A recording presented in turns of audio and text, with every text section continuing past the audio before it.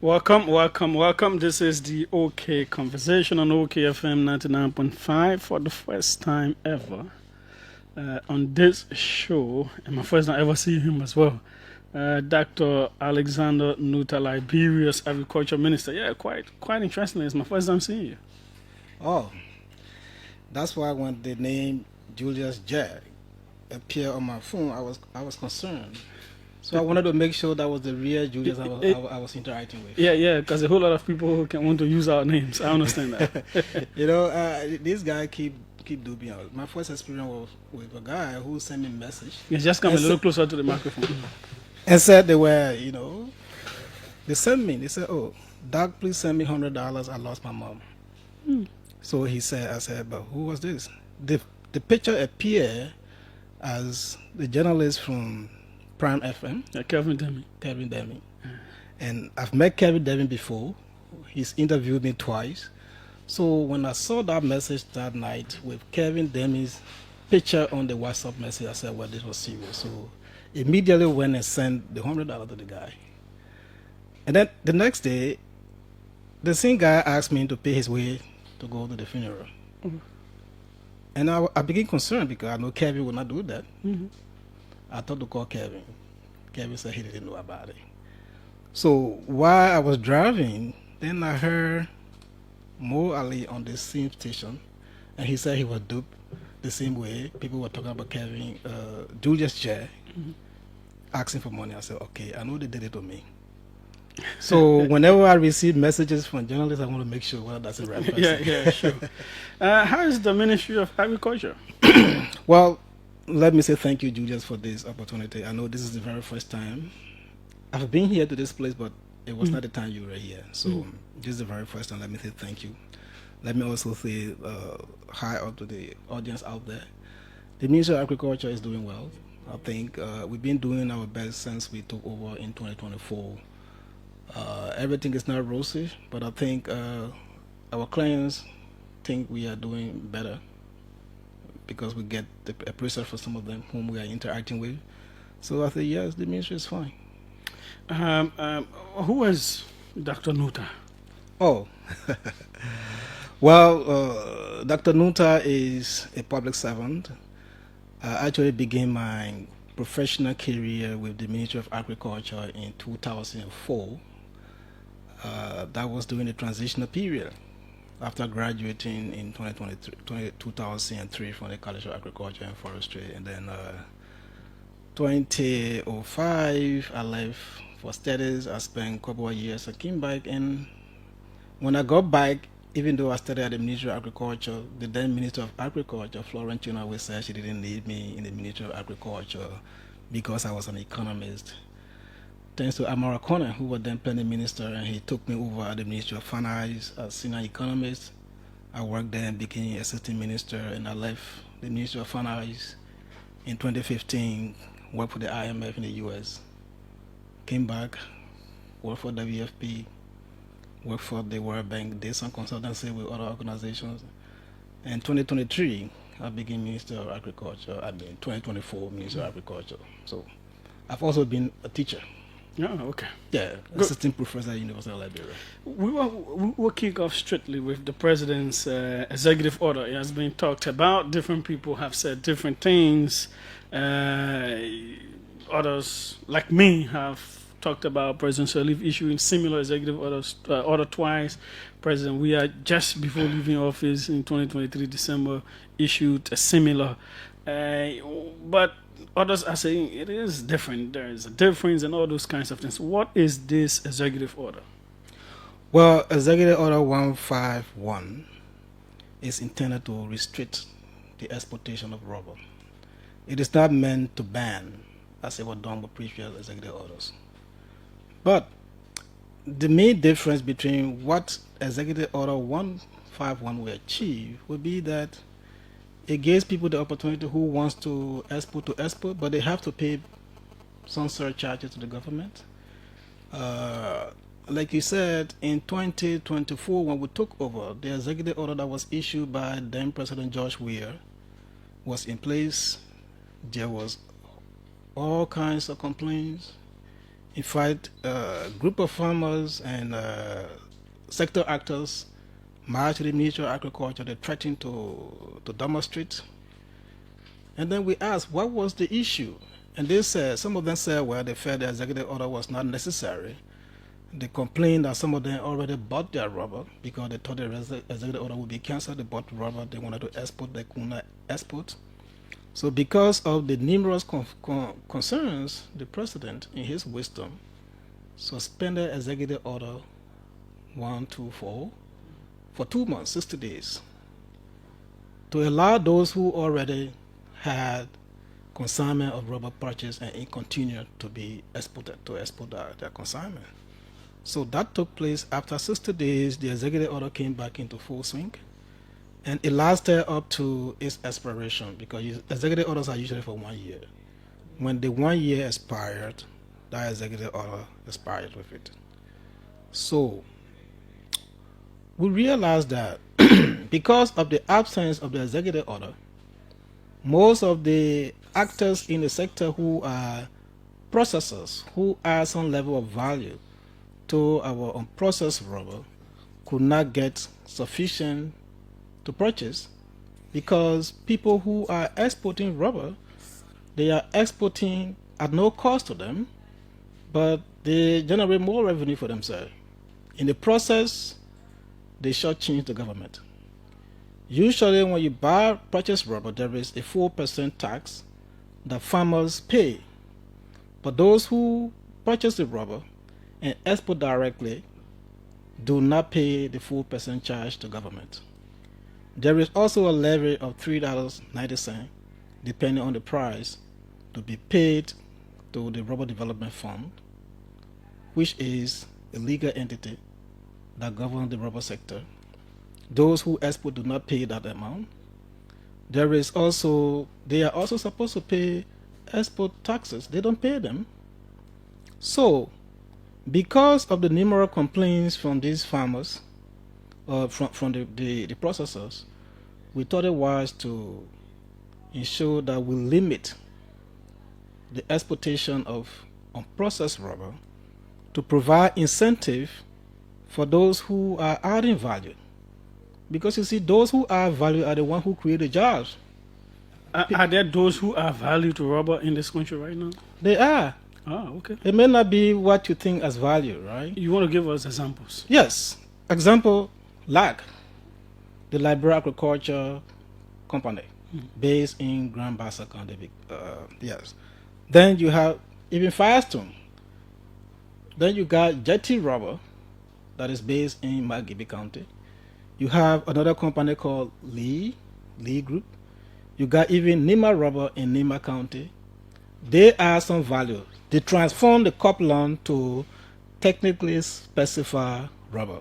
They call it TSR.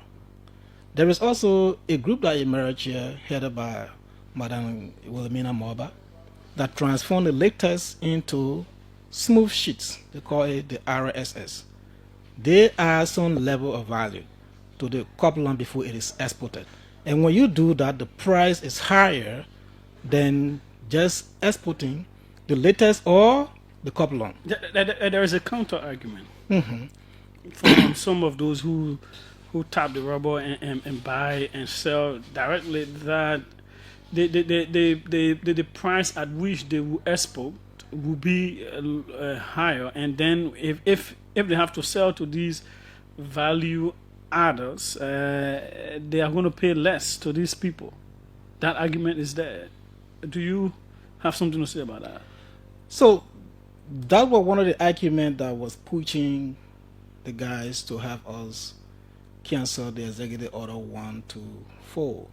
Because of that argument, the president, in his wisdom, set up a national committee on rubber pricing to ensure that our smallholder farmers get value for their labor.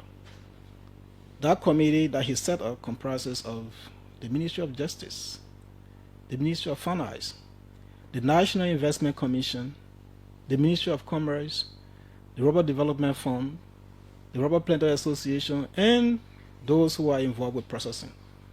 represented usually by Firestone or one of the major processors. This committee meets to set the price. This committee did an assessment to know what the cost of production for those into the factory or into processing is, what is the level of taxation that the farmers supposed to pay to the Rural Development Fund and the Planter Association, and also the taxes that they pay to government. We did all of these to be able to come up with a price that is announced monthly. So because of that committee's involvement, the farmers who are out there producing receive fair prices. But this is what happened. Those who export, because they withhold the 4% that is due the government, they withhold it from farmers, they don't remit it to the government revenue.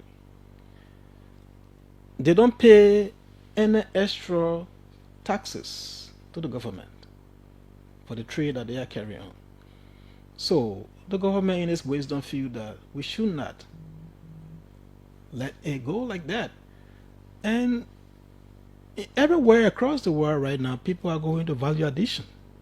So if you took your rubber from here raw and export it to Malaysia or Indonesia, what you are typically doing is you are exporting your jobs, because it is the manufacturing industry or the value addition that creates more jobs. Just for a typical example, when these factories that are here adding some level of value, when they realize that they could not get sufficient to run their factory, some of them threaten to shut down. And a company like LAC could have laid off 300 staff who are directly linked to their processing factory. But LAC is involved in rubber production too. So yeah, they produce, but the plant that they have, their own production cannot feed the plant. So they depend on the smallholders to supply them crop loan. The same thing with Firestone. Firestone tells me they get 60% of the raw material that goes into TSR production from the smallholder farmers. That means the smallholder play a greater role. And we have to protect the domestic industry. Is that because I read the executive order, and you talk about value addition. It's not so great of a value addition. It is mostly the same rubber made into a better form that goes out. Some of us are thinking about bigger processes of value addition, whether it is making end products. So Julius, you have to know, Liberia has had history with rubber for more than 100 years. It was only later in the latter part of the Ellen Johnson's lifetime that we even begin a little value addition, the TSR, right? Transforming it from the couple long to something beyond that. But this is the importance of that. It creates jobs. So if you are supposed to export 1 metric ton of rubber to Malaysia, you are creating jobs for Malaysians who will transform that 1 metric ton to something better. So if you have a company here that is transforming that 1 metric ton of rubber to something better, even if they create 1 job, it's a boost to the economy. That's where we come in. And then from TSR, there are commitment now from some of these processors that in the next 2 to 3 years, we will see real rubber products on the market.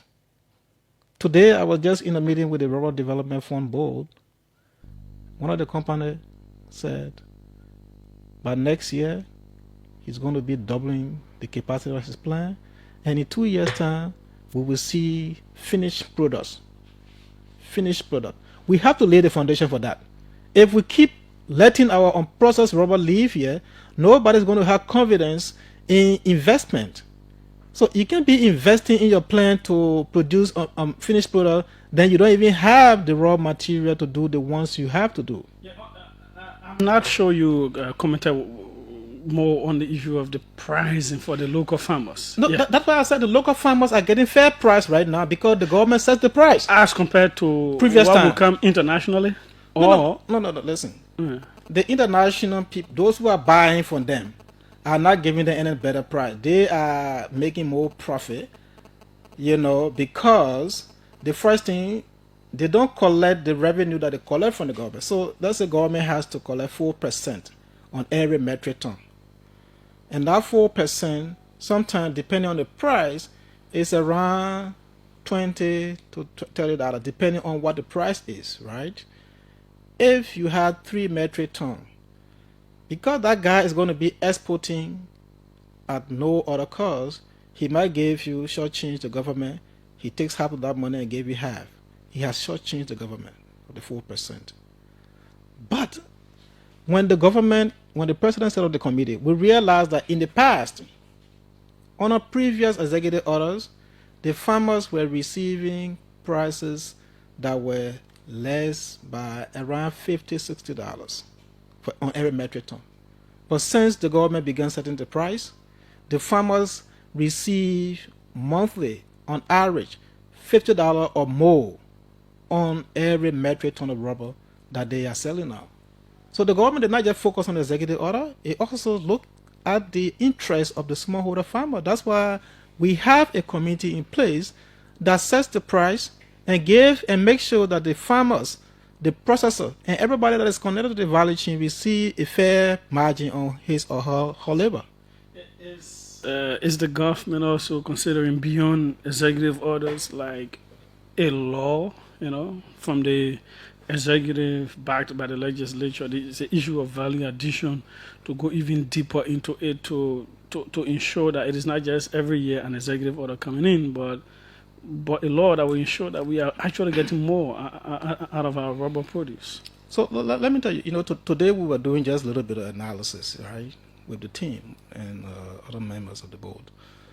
We realized that right now, all the plans that are in place, the one from Lee Group, the one from Jetty, the one from Lag, the one from Firestone, Nyuma Rubber, and then we got the one from Wilhelmina Moba.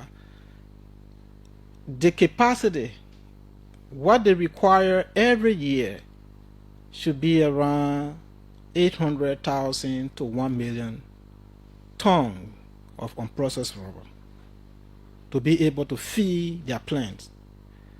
But what do we have today?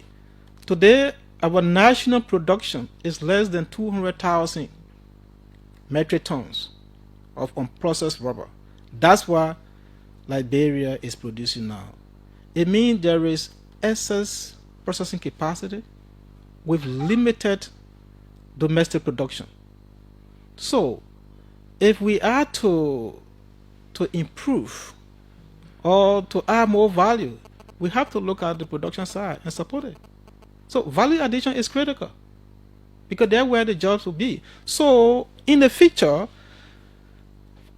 we will discuss that. After 1 year, we will see what happened. But for me, in my own mind, as minister, I would like to see a future where there is a complete ban on the exportation of rubber, and then we have a legislation that will support domestic value addition, not just monthly or annual executive order. We need to have a law that bans the exportation. Order for done. Okay. Now we move on to your ministry. Agriculture is so big and so significant that it is tied to everything that we do. There's this thought that your ministry gets a whole lot of donor support, and in fact, in the past, budgets have been given on a minimal basis with the presentiment that the ministry gets a whole lot of donor support. How is it like? What can you explain to the public about how the finances work? Yeah, it is true. The public perception about donor support to the Ministry of Agriculture is true, but this is it. It's not all of the monies that come to the sector are given as grant to the ministry. Some of these come as loan from development institutions like the World Bank, IFAD. Some of them are grant, but the grant component usually are not as much as the loan. So in as much as we will say, well, donor support, but most of the projects are run, especially at the ministry, are run through financing agreements with development institutions. The African Development Bank gives a loan that we use to implement projects, but people see it as donor funding. But they are not all donor funding. They are financing that the government has to pay for. Sometimes some of the projects may have grant component, which is important, but most of the smaller NGOs that go out there and get funding from their financials do intervene. That's where the perception comes from. But you see, agriculture, like I say, is a critical sector. It's very large. Agriculture is responsible for livelihood sustenance for more than 70% of our population. Whatever monies come in, whether it's from donor or through grant or through maybe financing agreement, is always not sufficient to cater to the enormous needs of the sector. So we always complain to the government that the government needs to support the sector, because you see what? All of our rural communities depend on agriculture, and that population is more than 70% of the Liberian population. If it comes to food security, you can't be a country and importing your staple. And that is where we were going next in terms of your plans for food security for the country. Yeah, maybe you did not follow earlier when we launched the National Agriculture Development Plan, 2024 in July. I followed them. Okay, but you didn't have us here to explain it to you. Yeah, and now I have the opportunity, and you're here. Okay, so in 2024, on July 12th, we launched the Liberian Feed Yourselves agenda. That agenda is our National Agriculture Development Plan that is supposed to guide the sector's performance between 2024 and 2030. As part of that plan, we intend to secure food security. That's one of the intentions. So, on our food crop pillar that looks at rice, cassava, maize, and vegetable, we have specifically focused on developing lowland for rice production. And our target is to do 50,000 hectares of lowland dedicated to rice production for the next 5 years. We also want to be able to... Is it going to be government-led? No, we are supporting smallholder farmers. Okay. We are also encouraging commercial, private sector actors to come in and establish large commercial farms to be able to grow rice locally and supply our market. We are encouraging private sector actors to also build processing facilities, even though the government itself has invested in building public facilities, supporting private sector actors to own those facilities or to manage them. We are also encouraging cooperatives to get into production. We are encouraging individual farmers. We give support to them, so they produce the rice and feed the nation. We have been importing 70% of the rice we eat as a country. And the president's vision is to ensure that before he leaves office, Liberians should be able to produce at minimum 70% of the rice that they eat locally.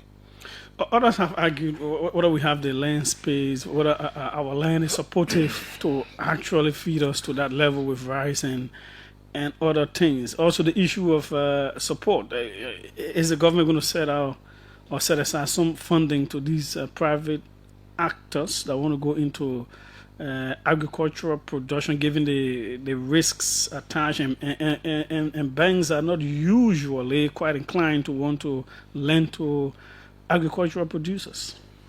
Yeah, access to finance is one of the challenges, the constraints to agricultural development in this country. The president is not unaware of that. He's been Minister of Agriculture. In the 80s, he was, and he tells me sometimes that when he was Minister of Agriculture, this country fed itself. And he knows that one of the challenges that farmers who want to venture into commercial production of our food is access to resources. Finance, the key one. So what this government is doing is to establish an agricultural enterprise development bank that will be able to create opportunities for those who want to venture into commercial farming, who want to establish large farms to produce, to be able to go there and take loan based on their needs, Because you see, the commercial banks that we have do not understand the risks associated with farming. So usually, because of the risks the thing exists, they sometimes shy away from lending to farmers. And when they do, and because it would take long time too for repayment. Yeah, and so, but they don't do it either, because usually the commercial banks will lend maybe for 2 years, but agriculture is beyond that. So when the government established this bank, the Agriculture Enterprise Development Bank, our expectation is that it will solve some of the problems. And this bank, the Senate is discussing the art that will create it. It's going to be a joint venture. Both public and private sector actors will own the bank. So the problem that farmers face, or actors in the agriculture sector face with access to finance, it is our expectation that bank will solve it. And the government has already made some commitment through the fiscal year budget for 2025 to be able to support that bank. That commitment is firm. Talking about rice, are we able to get to the level where we are importing or we are producing some of the rice that is imported that people are used to eating? We have a lot of varieties here in Liberia right now. We have the Narika series, Yeah, but what I mean is... but those are the qualities I'm talking about now.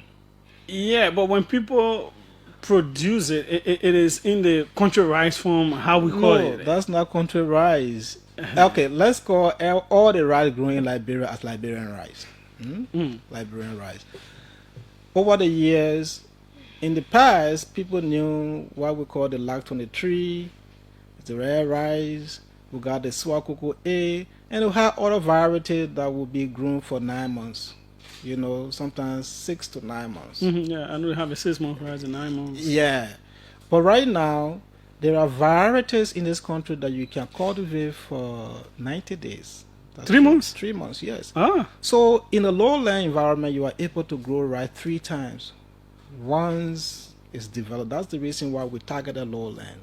If you grow in a lowland, you will grow the When you say lowland, do you mean the swampy area? That's the swamp. Okay, good. Yeah. There are some lowland that are not swamp, right? You can still grow there, but they are not swamp. But all the swamps are lowland. Okay, and the lowlands are there too. But this is what happens if you were to grow, say, the Narika L19, which is the popularly grown one in the lowland by our farmers. You mill that rice, it wouldn't taste different from any of the Marios they bring from India. That bag called to see Uncle Mario, right? The red tastes the same. Right now, we also have jasmine rice grown in this country. Because I was going to jasmine. I'm a fan of jasmine. That's what I eat. We grow jasmine here. Ah, okay. Yeah, we grow jasmine rice here. With that same aromatic smell and all that? Yes, we grow it here. We grow it here. The farmers one of our lead farmers in Lofa brought the seeds, and he multiplied, and he been giving it. I also grew some of my farm. I hope I can be able to buy it from that person. I won't need to be buying the imported one. No. If you want it, just place your order. I will let him know. They will always supply Julia J. Good. You get your supply. Good, perfect. Now, there has been this announcement about the government bringing some agricultural tools, machines, and all of that either this month or next month. Yeah. What do we need to know about that? So, one of the plans for the government is to promote agricultural mechanization. That's part of that's the 5th pillar of our national development plan for the agriculture sector. When we embarked on it, we tried to see how we can get some equipment. So we wrote some of our partners. They were generous enough to approve for us 288 pieces of equipment. Some of them, we got tractors, we got harvesters, we got threshers, and we got all of the implements that come with operating the tractors. What that quantity will help us do is to establish 8 mechanization centers. Is there something the government will be paying for, or a loan, or whatever it is? So that is going to be a grant to us. We're not paying for those. Ah, okay. Yeah. That's significant. So we are going to establish, we are already constructing the area that will host these machines when they come. We are a little bit behind time with it, but we are trying our best. We are building 2 in Nyuma, 2 in Lofa, 2 in Bong. We're building 1 here in Maserado County. We're building 1 in Magibi County. So those 8 centers will be there to host the machines that the government will receive. And once those machines are there, a farmer who wants to scale up production can go in there and hire the services of the machine operators to go and do land preparation. And when it is time to harvest, you can go and hire the services of the harvester to go and harvest your field. So the government is going to do that. Yes, the machines will come, and they are going to be of no direct cost, no loan to the government. It's going to be grant. Yeah, I know that other sectors of agriculture, animal husbandry, and cash crops, and all those kinds of things. Maybe next time we'll have you here, we could go even into other edibles, you know, because there are questions about diversification of the diet. Yeah, dietary diversity. Well, that's one of the areas. That's why if you look at our plan, we are not just looking at rice. We are also scaling up production of cassava. Okay. Cassava. We went to IRTA in Nigeria. We brought in 7 different varieties of cassava that are grown right now at Cary. In fact, 2 weeks ago, Cary was launching the distribution of the cuttings as breeder seeds, or as, you know, they are giving it to farmers as foundation seed to go and start multiplying it so other farmers will receive it. We are scaling up cassava production. We got cassava variety that will be used exclusively for starch production. Okay. We are building the factory now in Magibi County. There are some that are rich in vitamin E. They got some, the yellow root cassava. Yeah. They got some good for Dumba. They got some good for Gary. So we want to be able to diversify. Gary, Acheke. Yeah, Acheke. So people can have options. We're going to be also training our people. That particular yellow cassava always used to amaze me. I used to like it as a child. And it is going to be, it's bag. It's bag. So if you have your cassava patch, also we'll give you some cassava cutting, go and own your own farm. You don't have to buy it. I encourage you to have your little maybe 1 hectare somewhere you grow your cassava that you harvest, you go and grow again. Then you will be able to contribute to the food security of the country. Now, sir, you know, a whole lot happens. You have plans and all of that, but you have challenges too. What are they? There are a couple of them. You know, I will begin with the human challenge. Liberia. We ourselves are Liberians. Sometimes, you know, we are not sincere with ourselves. My experience, you want to push the farmers to do some of our farmers are hardworking, some of them are very, very sincere and committed. But some of our farmers, they sit there and don't want to do anything. You give them support today, when your support is not there, they don't go to do anything on their own. And sometimes, so it is a dependency syndrome kind of thing. Yeah, and we need to change that. So my experience last year, we said, okay, we were going to support farmers to develop lowland. Some of the farmers, we sign contract with them. You have 1 hectare of land, we'll sign contract with you. We'll help you develop that land, and the cost of developing that land, we assessed it was $1,000. So if you came and said you have 5 hectares, we verify it, we give you $5,000. We'll sign a contract with you for $5,000. What we will do is we'll pay 50% of that, then you will go and work. So after verification, we'll pay 50%. Some of the farmers, once you pay the money, you go back to inspect, they will not have done half of what they said they were going to do in a specified time. So we needed to put in more pressure on them. So the thing is, we as Liberians, we have to see every piece of assistance, as an opportunity to scale up. You can't expect the government to do everything. Some of the areas that we worked last year, we sponsored them, we gave them the seed, we gave them the money to develop, with the hope that they will produce and next year they will go back and do it. Some of them are not doing it. They are expecting us to go back and give them the same money to do it. And this is not how development takes place. We spur you up to doing it. Whatever we gave you is an incentive to keep you in it. But they don't do it. The second thing, we also have, challenge with technology. Our farmers, most of our farmers are still used to using the handheld tools, cutlasses, hoes, and things. We are trying to change that. And it takes time to do it. Most cost of production here in Liberia is still very high compared to other countries. If you have 1 hectare to develop, the cost you will pay for developing 1 hectare here will be far, far above the cost you will pay in other countries like Nigeria or Tanzania. I was having a conversation with my colleague from Tanzania. He was telling me, in Tanzania to develop 1 hectare is $40, and we subsidize the farmer. We give them 20, and then they pay 20. But in Liberia here, the minimum cost of developing 1 hectare is $500. Wow. The minimum cost of developing 1 lowland hectare is $500. Here in this country, the cost of labor is high. Why in Nigeria the average cost of labor is $2 per day, here in Liberia our minimum wage is $5. So sometimes the cost of production makes it even difficult for the farmers. And the only reason for the high cost of production, you can link it to our dual currency nature. Everything we do here is doing in US dollars. In Cote d'Ivoire, if you convert what the people receive, a daily hire, it's around $1.50. In Nigeria, it's lower. In Ghana, it's lower. Even though that $1.50 could do something perhaps that the $5 cannot do for us here.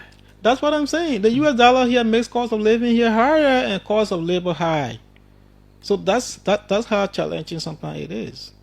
So the challenge range from macroeconomic to human behavior. Technicians, some of the technicians themselves are not, earnest. We need to build more capacity to be able to have our people do what they ought to be doing. And the mindset change for the entire country, the way we see things matters. We have to start feeling that our development is our problem. We should take it as a problem for ourselves and make it our responsibility. But there are people said everything they complain, government has not done this. Government has not done that.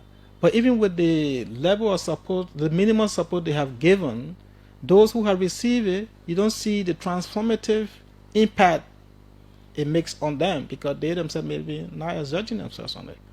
They're not taking that opportunity to build on the little that they have to make the transformative change that will impact other people around them.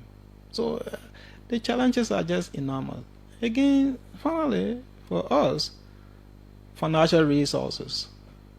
We always say agriculture is underfinanced. I think the other time you said you need at least 40 million every year. 50 million. 50 minimum. million. I just said minimum 50 million. But unfortunately, what comes to me direct support, is less than.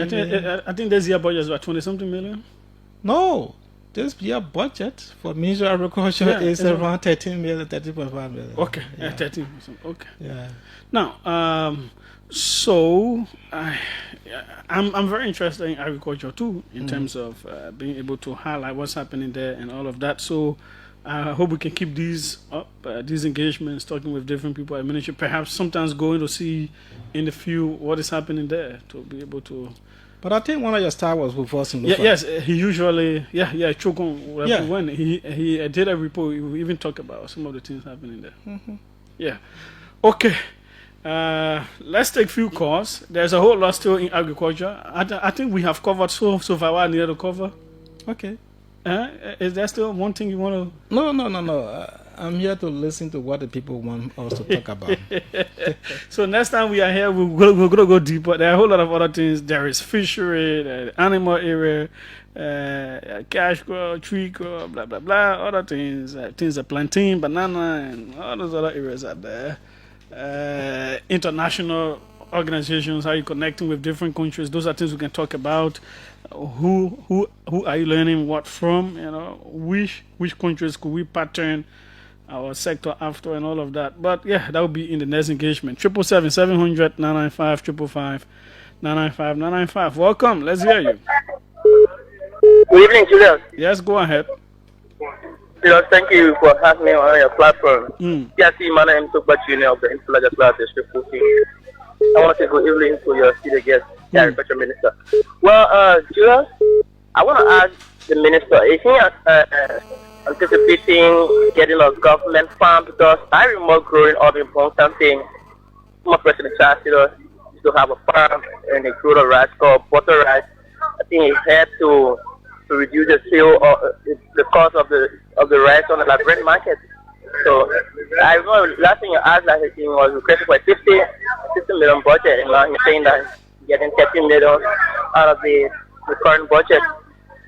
How can Liberia sustain itself if the Agriculture Ministry is receiving such a budget?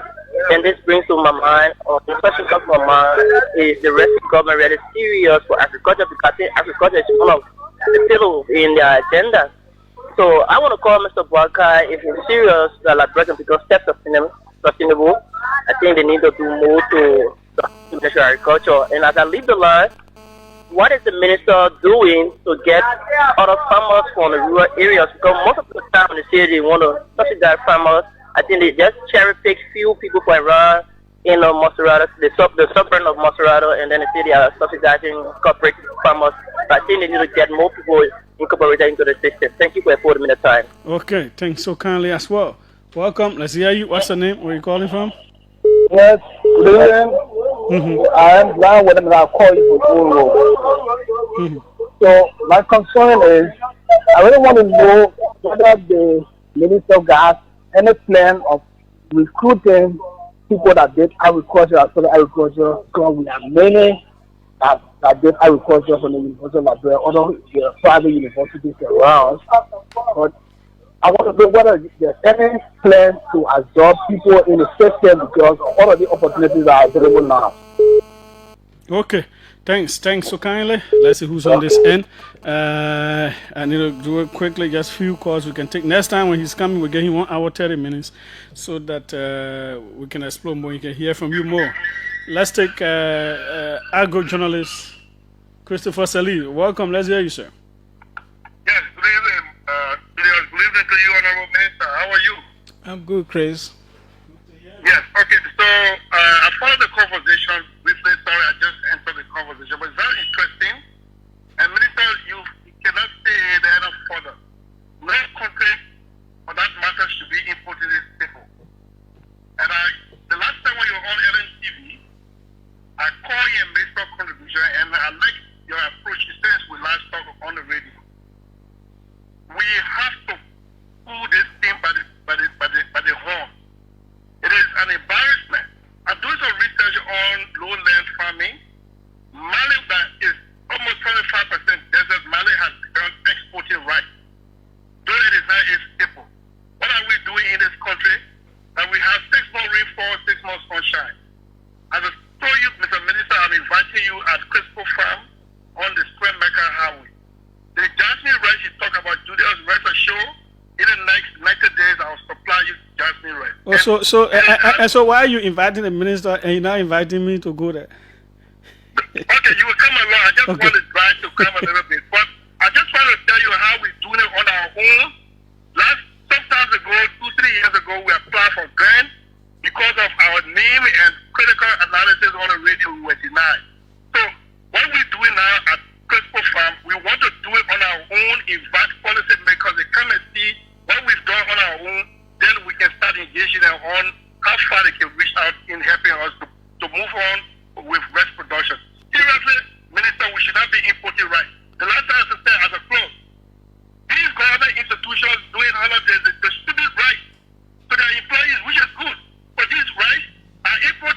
Can we do it locally? Can we do it locally? Come on, you contact me as Minister of Agriculture. Gospel Farm, can you supply me 200 bags? Yes, I will, and I'll deliver it. Like that, you empower the local farmers or the smallholder farmers. Thank you very much. Thanks so kindly, Chris, and we are proud of what you're doing. You're involved in different agricultural stuff, even including palm wine. He does a whole lot of things, animals and everything. They make to do palm wine very much about it. Yeah. Welcome. Let's hear you. What's your name? Where are you calling from? Yes, I'm Hilton S. Gaten. I'm from Ghana Bay. Quickly. Quickly, Mr. Minister, how are you? I'm impressed by your working in this country. Well, I want to know the damn you people just constructed in local country. Is the production going to start on us this year? And secondly, do we have the capacity as a country to really produce first class polished wares that the one that can come from China, India, and Pakistan? Do we have that? So what do you mean I want first class? You think maybe the rest of we can produce it better than our own? Yeah, but it is not polished, Mr. Dad. People refuse. Oh, okay. You say polish. Okay. Yeah, well, thanks. So let's take this person quickly. Welcome. Let's hear you. Judah, how you doing? I'm fine. Quickly, 30 seconds. Thanks for having me on. I'm Pastor Wenyu from Ghanansville. This is my first time calling your show, Julia. And Dr. Nuetah in studio, right? Yeah, quickly. Julia, I'm somebody visually impaired, running my farm in Bentonville. You see, they say people should help themselves. I called Dr. Nuetah more than 2 times as somebody with disability to help me. He promised that the district agriculture are going to come in. But each time I call him back, he don't pick up my call anymore. Who now? The minister? The Minister of Agriculture who's in studio. You see, when you call these people one time, the next time you call back again, they don't answer you no more. That's the end.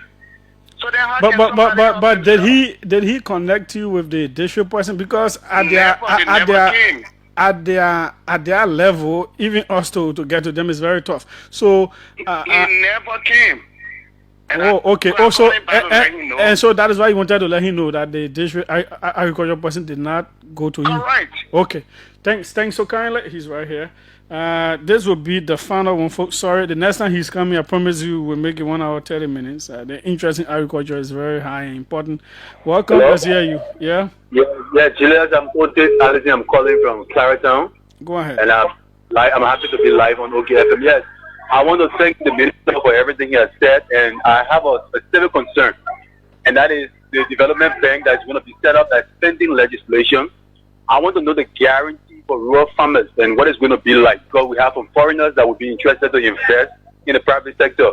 So what is it going to be like for the rural farmers? Okay, thanks so kindly. We'll hold that. This person said, please, as a minister, is it possible for the government to take full control of rice production? That is government farm. In that line, I will ask these Burkinabes that are coming, they're very strong, they're good in agriculture. Is the government thinking about using them on some kind of big government farm? I don't know, but we go to you, sir. Just 2 minutes to wrap up. Okay, so let me just combine the last question with the first question, because the first question asked for government farms too. Well, we want to keep supporting the private sector through the smallholder farmers to grow more food for us. You know, before we had government producing food on communal farms, we want to be able to work with our partners who are at the Ministry of Internal Affairs to see if we can find a way to recommence the communal farming system that will be done by the communities themselves. So government may not be in the position now to establish farms run by government, but we will find a way to see how we can partner with communities to support them to run the farms to be able to sustain themselves. But in the future, when there is opportunity for government to take over and produce some on large scales in some location, we will be looking at that. Now, the last person who spoke about the guarantee for rural farmers on the bank is going to be accessible to everybody and for everyone across the country who wants to get into agriculture. Is there any timeline for that to be implemented to come into full effect? Well, like I said, the act should have been passed by the Senate. But because the Senate is gone for recess, hopefully when they come back this October. We are hopeful that they will pass the act, and then the legislature will confirm. I mean, the lower house will confirm it. Once they do that, the government is prepared to make the investment because we already have some money as our own counterpart funding that we will invest, and then ask the private sector actors to join us in that. So there will be, investment opportunity for everybody. My blind brother, I mean, visually impaired fellow who called, I forgot his name. I'm sorry if you did call me after our first conversation and I didn't take your call. Maybe I didn't know. But when we last spoke, I know I called the district agriculture officer who is assigned to the Todi district and told them to meet you. And I even share your number with them. So I'm going to follow up on that. But call me tomorrow at 10 a.m. Let's finalize your conversation. Okay. I know we have a planned conversation.